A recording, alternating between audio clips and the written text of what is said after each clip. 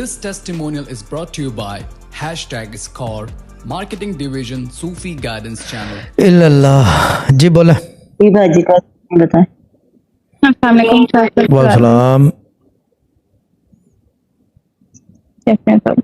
Good है, कपड़ा बोलो। ठीक ठाक जी भाजी।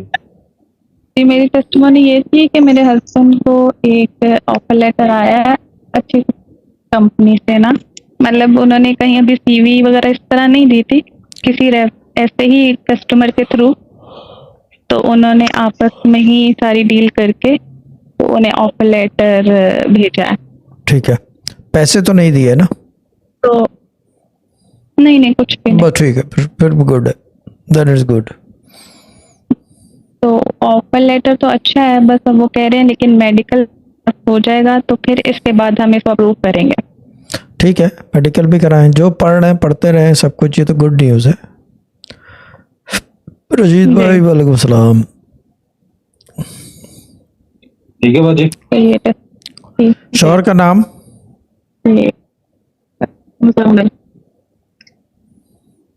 गुड है, ठीक है ठीक है। मैं बाकी में 2 और वजह के पोस्ट में साथ साथ डाल रही हूँ हर टाइप के हिसाब से, तो इंशाल्लाह ऑफर लेटर मेडिकल क्लियर हो जाए। मेडिकल तो क्लियर करा दूंगा।